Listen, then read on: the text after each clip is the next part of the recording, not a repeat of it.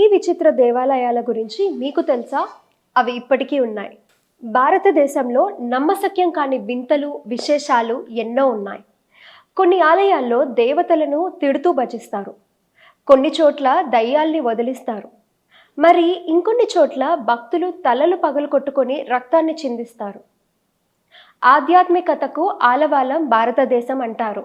64 కోట్ల దేవతలు కలిగిన ఈ పవిత్ర భూమిలో ఎన్నో విశిష్టతలు, ఎన్నో ప్రత్యేకతలు.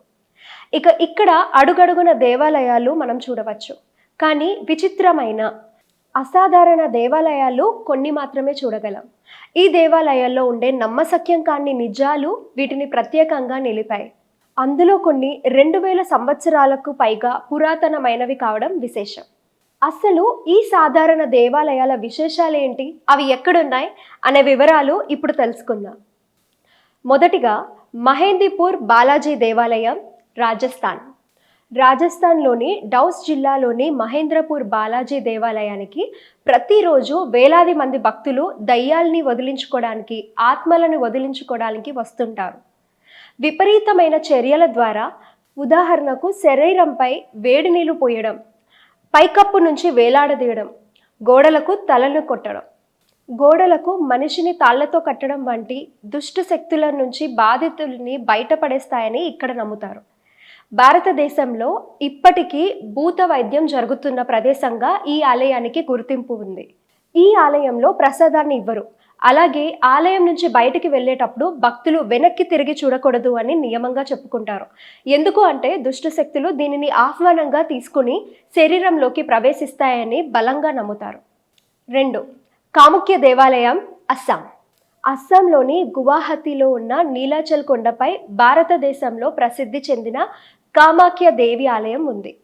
భారతదేశంలోని 51 పురాతన శక్తిపీఠంలోని ఇది ఒకటి. ఈ ఆలయంలో విగ్రహం ఉండదు. మహాశివుని భార్య అయిన సతీదేవి యోని ఇక్కడ పూజలు అందుకుంటుంది. దీనిపై ఎర్రటి వస్త్రాన్ని కప్పుతూ ఉంటారు. ప్రతి ఏటా వర్షాకాలం సమయంలో ఈ దేవత ఋతుక్రమం జరుగుతుంది. అందుకే ఆ సమయంలో 3 రోజుల పాటు దేవాలయాన్ని మూసివేస్తారు. ఈ 3 రోజుల్లో ఆలయంలో అమ్మవారి పీఠం దగ్గరకు వచ్చే జలం ఎర్రగా వస్తుంది అని జనాలు చెప్తూ ఉంటారు. ఆ సమయంలో భక్తులు అమ్మవారికి ఎర్రటి వస్త్రాలను కానుకగా సమర్పిస్తారు. 3. దేవ్జీ మహారాజ్ మందిర్, మధ్యప్రదేశ్. ప్రతి నెల పౌర్ణమి రోజున భక్తులు దయ్యాలను, దుష్టశక్తులను వదిలించుకోవడానికి మధ్యప్రదేశ్లోని దేవ్జీ మహారాజా ఆలయంలోకి వస్తూ ఉంటారు. దుష్టశక్తులు ఎవరినైతే వేధిస్తాయో వారి అరచేతులపై కర్పూరం వెలిగించి వాటిని వదిలించడం ఇక్కడి సాధారణ పద్ధతి. వారి చుట్టూ పరిగెత్తడం లేదా చీపురుతో కొట్టడం వంటివి కూడా చేస్తుంటారు. దుష్ట శక్తులను ప్రసన్నం చేసుకోవడానికి ప్రతి ఏటా ఇక్కడ భూత్ మేళా లేదా దయ్యాల ఉత్సవం నిర్వహిస్తూ ఉంటారు.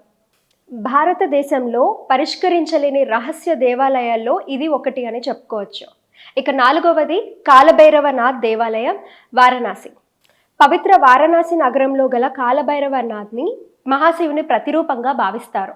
అయితే ఇక్కడ నమ్మశక్యం కాని విషయం ఏంటి అంటే కాలభైరవనాథ్కు నైవేద్యంగా మద్యాన్ని సమర్పిస్తారు. అది కూడా విస్కీ లేదా వైన్ మాత్రమే. విగ్రహం యొక్క నోట్లో ఆ మద్యాన్ని పోసి మళ్ళీ దాన్నే భక్తులకు ప్రసాదంగా ఇస్తారు. సాధారణంగా ఆలయాల బయట దుకాణాల్లో పువ్వులు, పండ్లు లేదా స్వీట్స్ వంటివి అమ్ముతుంటారు. కానీ ఇక్కడ ఆలయం బయట మద్యాన్ని అమ్మడం విశేషం. 5వది చూసుకుంటే కొండగల్లూర్ భగవతి ఆలయం, కేరళ. కాళీదేవి యొక్క పునర్జన్మగా భావించే భద్రకాళీ దేవికి కొడుంగులూర్ భగవతి ఆలయంలో ప్రతి ఏటా 7 రోజుల వింతభరణి పండుగ నిర్వహిస్తూ ఉంటారు. ఈ పండుగలో మహిళలు, పురుషులు ఎర్రటి వస్త్రాలు ధరించి కత్తులు పట్టుకొని ఒక తెలియని స్థితిలో తిరుగుతూ ఉంటారు. రక్తం కారే విధంగా కత్తులతో తలపై కొట్టుకుని దేవిని నీచమైన పదాలతో తిడుతూ పాటలు పాడుతూ ఉంటారు. అమ్మవారికి ఇచ్చే కానుకలను సాధారణ పద్ధతుల్లో సమర్పించకుండా దేవత విగ్రహం వద్దకు వాటిని విసురుతూ ఉంటారు. ఆ తర్వాత ఆలయం స్తంభాలను కర్రలతో పదే పదే కొడతారు.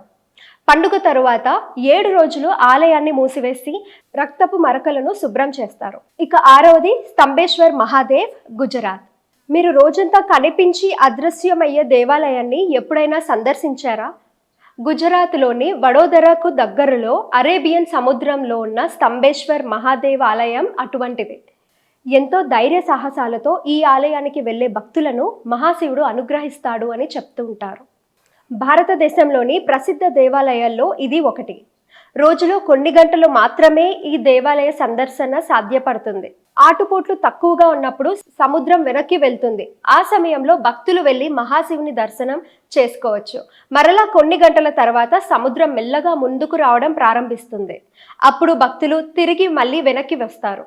ఇక 7వది బ్రహ్మాలయం, పుష్కర్, రాజస్థాన్. ఔరంగజేబ్ భారతదేశాన్ని పరిపాలిస్తున్న కాలంలో చాలా హిందూ దేవాలయాలు ధ్వంసం చేయబడ్డాయి. దీనిలో భాగంగా రాజస్థాన్లోని పుష్కర్ ప్రాంతంలో దేవాలయాలను కూడా ధ్వంసం చేశారు. అయితే ఔరంగజేబ్ కంటపడినా కూడా నేటికి చెక్కు చెదరకుండా మనుగడ సాగిస్తున్న దేవాలయాల్లో బ్రహ్మదేవుని ఆలయం ఒకటి. ప్రపంచంలోనే ఏకైక బ్రహ్మదేవుని ఆలయం ఇది. హిందూ పురాణాల్లో బ్రహ్మ కూడా ఒక భాగమైనప్పటికీ ఆయనకు ఇక్కడ తప్ప మరెక్కడా కూడా గుడి లేదు. పాలరాయితో తయారు చేయబడిన ఈ ఆలయంలో గోడలు వెండి నాణ్యాలతో నిక్షిప్తం చేయబడ్డాయి. ఇవి దాతలు భక్తుల పేర్లతో కనిపిస్తాయి. 8 దేవరగట్టు ఆలయం, ఆంధ్రప్రదేశ్. భారతదేశంలోని పురాతన దేవాలయాల్లో ఆంధ్రప్రదేశ్ రాష్ట్రంలోని కర్నూలు జిల్లాలో ఉన్న దేవరగట్టు దేవాలయం ఒకటి.